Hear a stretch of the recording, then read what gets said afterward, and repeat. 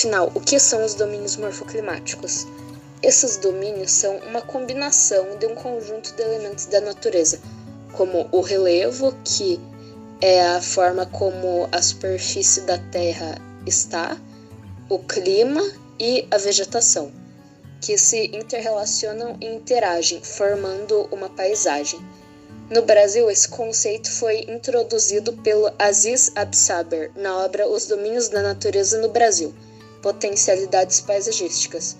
O autor define esse conceito como conjunto espacial de certa ordem de grandeza territorial, seja de centenas de milhares a milhões de quilômetros quadrados de terra, onde haja uma combinação característica do relevo, tipos de solo, formas de vegetação, hidrografia e condições climatológicas. Foram reconhecidos 6 grandes domínios morfoclimáticos. 4 deles são intertropicais e ocupam aproximadamente 7 milhões de quilômetros quadrados. 2 são subtropicais e constituem aproximadamente 500 mil quilômetros quadrados em território brasileiro, se estendendo até mesmo a países vizinhos. Esses domínios são chamados de domínio amazônico, domínio da Caatinga, domínio dos mares de Morros, domínio do Cerrado, domínio das Araucárias e domínio das Pradarias. E entre essas áreas de domínios morfoclimáticos, há sempre um espaço de transição, que ele apresenta uma combinação diferente de vegetação, solos e formas de relevo, que é influenciado pelos domínios ao redor. A somatória dessas faixas de transição equivalem a mais ou menos 1 milhão de quilômetros quadrados. O domínio morfoclimático da Amazônia. Segundo a classificação dos domínios brasileiros elaborada por Aziz Absaber, abrange o conjunto de características topográficas, pedológicas, climáticas, florestais e hidrológicas da área ocupada pelo bioma amazônico.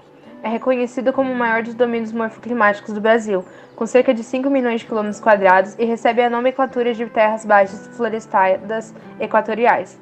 O domínio amazônico apresenta formas de relevo predominantemente marcadas por depressões, todas elas relativas, ou seja, considerando não em relação ao nível do mar, mas em comparação com o relevo circundante, havendo baixos planaltos e planícies fluviais da bacia amazônica. Nas áreas mais ao sul de sua área e também mais ao norte são encontrados 2 conjuntos de planaltos. O clima amazônico é do tipo equatorial e apresenta médias térmicas anuais que variam de 24 a 27 graus. Trata-se de uma composição climática quente e úmida que possui um regime regular e intenso de chuvas o ano todo. Os principais fatores responsáveis por essa configuração são as baixas latitudes, a atuação de algumas massas de ar e a presença de vegetação, responsável pela geração de umidade. Por causa do ambiente mais úmido, produzido pela evapotranspiração da floresta, a amplitude térmica, variação entre maior e menor temperatura, é muito reduzida. Por outro lado, o regime de chuva chega à média anual de que vai de 1.500 até 1.200, havendo alguns pouquíssimos períodos de estiagem. As chuvas predominantes são as de convecção, em virtude de umidade gerada que acende a atmosfera com um ar quente, onde ocorrem a condensação e a precipitação. Os solos da Amazônia são considerados de baixa fertilidade, de forma que a floresta mantém-se em razão do clímax do ecossistema. Existe certo mito de que o domínio é predominantemente formado por solos arenosos, mas eles compõem apenas 7% do total de sua área. A maior parte dos solos da Amazônia é composta por latossolos e argilossolos. Apesar da baixa produtividade, existem algumas áreas com terrenos muito férteis, como os solos de várzea, que são eventualmente inundados pelos rios, e um solo orgânico bastante produtivo chamado de terra preta. Uma das principais riquezas da região amazônica é sua hidrografia, marcada pelo grande volume de água que se distribui pelos rios e também pelo aquífero Alter do Chão, situado em áreas de 3 estados na região norte e, segundo pesquisas recentes, contando com um volume de água surpreendentemente maior do que o aquífero Guarani. A floresta amazônica é cientificamente chamada de floresta latifoliada equatorial por se encontrar em uma área de baixas latitudes equatorial e por se apresentar em grupos vegetais com folhas largas e grandes, latifoliada. Ela é composta por uma vegetação heterogênea, com grande diversidade, densa e perene, ou seja, que não perde suas folhas ao longo do ano em nenhuma estação. Além disso, a vegetação da Amazônia é do tipo hidrófila, ou seja, adapta à abundante presença de água. As fitofisionomias da floresta amazônica apresentam ainda variações que podem ser agrupadas conforme os níveis de proximidade em relação aos cursos de água. Existem, assim, 3 tipos principais: as matas de igapó, as matas de várzea e as matas de terra firme. O domínio morfoclimático da Caatinga está localizado principalmente no interior da região Nordeste, no chamado Sertão Nordestino. É o único domínio morfoclimático e bioma que é exclusivamente brasileiro e cobre aproximadamente 11% do território nacional. O clima na Caatinga é o semiárido, clima quente e seco, e é a região mais seca do Brasil com menos chuvas. A dureza desse clima, especialmente durante o período das secas, se deve ao fato do Planalto de Borborema, localizado no Agrentes Nordestinos, impedir que a umidade do oceano chegue ao sertão nordestino. A umidade do vento fica retida nas encostas do barlamento do Planalto da Borborema, deixando as encostas de sotavento secas. Nessa faixa de transição está o agreste nordestino, que apresenta em partes caracterizadas do domínio morfoclimático da Caatinga, em partes caracterizadas do domínio morfoclimático de mares de morros. O solo costuma ser pedregoso e ralo. O relevo é baixo, sendo dominado por depressões, especialmente no sertão, embora em suas bordas possam os encontrar outras formas como os planaltos. A vegetação de Caatingas é composta por plantas espinhosas como cactos, como o xique-xique, mandacu, dentre outros, sendo também comum a presença de arbustos e outras plantas adaptadas a baixas umidades. Porém, ao contrário do que se pensa, a Caatinga tem uma rica diversidade de plantas e animais e que preocupa ambientalistas sobre a preservação desta vegetação. A transposição de rios costuma ser a principal solução apontada para resolver o problema das secas, facilitando a vida no campo nas regiões da Caatinga. Porém, elas levantam muitas polêmicas acerca de impactos ambientais que essas obras podem vir a causar nos rios de onde a água viria. Sendo assim, os especialistas se dividem muito sobre o assunto. A seca é a dificuldade enfrentada para sobreviver da atividade agropecuária nesta região. Levaram durante muito tempo ao êxodo rural, ou seja, fez muito tempo que os trabalhadores migraram da Caatinga em busca de novas oportunidades de vida nas grandes cidades. A Caatinga tem um impacto muito grande na cultura popular nordestina e brasileira, sendo um elemento de referência quando se fala de Nordeste. Porém, muitas vezes há críticas sobre esse aspecto por favorecer a criação de muitos estereótipos problemáticos acerca da vida real no Nordeste brasileiro. O domínio morfoclimático do Cerrado está localizado no centro-oeste brasileiro, especialmente para a região mais central do país, em uma área com vastos planaltos e famosa por suas chapadas, que são planaltos com um topo plano. O clima predominante é o tropical continental, que é um clima mais quente e seco do que o tropical litorâneo. Esse clima é caracterizado pela maior amplitude térmica entre noite e dia, entre dias mais frios e mais quentes. A vegetação do cerrado predominante é a savana, que aqui no Brasil muitas vezes chamadas apenas de cerrado.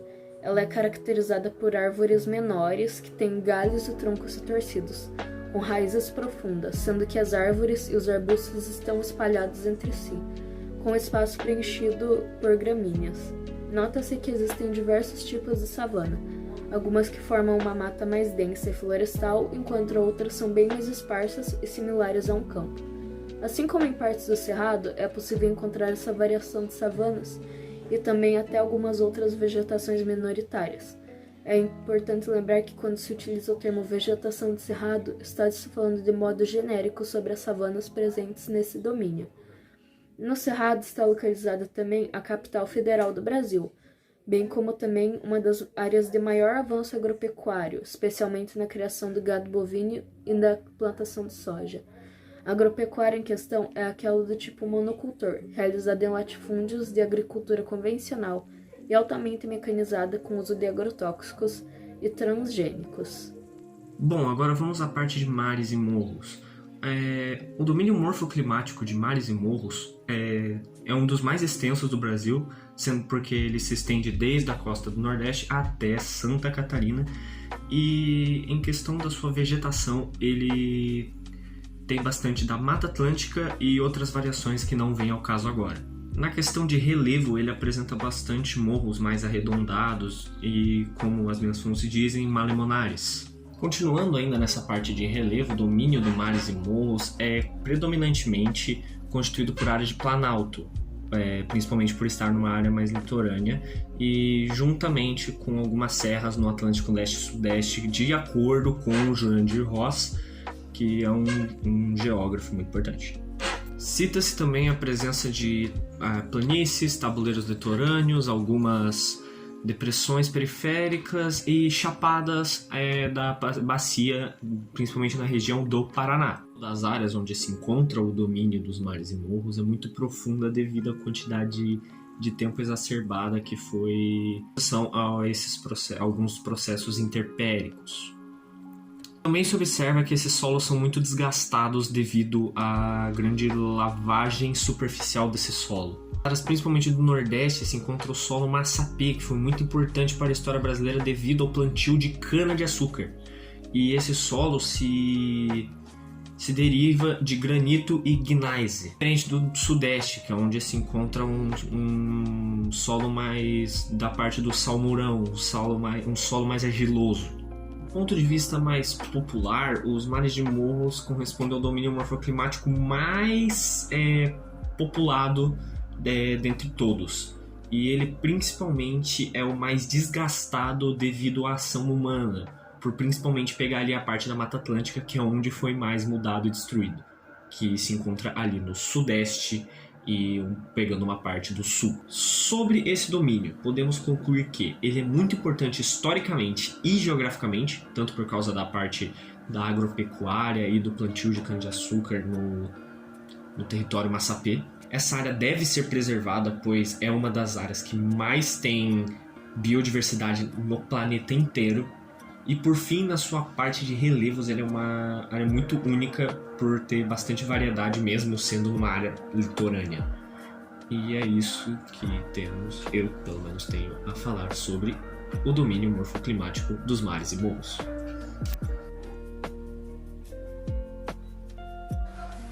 O domínio morfoclimático das araucárias está localizado principalmente na região sul do país. E ele está presente nas partes mais frias do Brasil, sendo o único que não é intertropical, mas localizado na zona temperada do sul. O clima dele é o único clima deste domínio brasileiro que não é tropical, mas sim temperado. A vegetação dele é chamada de Mata das Araucárias, compostas por ambrófilas. E uma da vegetação lá é onde tem a pinha, que é mais conhecida de onde vem o pinhão. Domínio das pradarias, também conhecido como pampas, localizado na região sul do Brasil. Ele tem uma vegetação rasteira que é constituído por gramíneas e também não muitas árvores.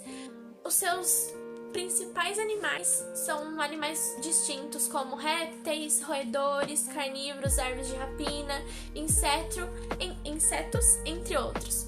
Eles têm um clima subtropical com temperatura média anual e de relevo baixo. E os principais agentes de degradação são a agricultura e a pastagem. Faixas de transição. O que são faixas de transição? Faixas de transição é uma transição entre um domínio morfoclimático e outro. A principal característica é que eles têm territórios que possuem características híbridas. Tá, mas qual é a importância dessas faixas? A grande importância de conhecer sobre essas faixas é para compreender as condições culturais de uma vegetação e de outros pontos importantes para o agronegócio. Antes de tudo, voltando, as faixas de transição são áreas que marcam transições entre domínios morfoclimáticos.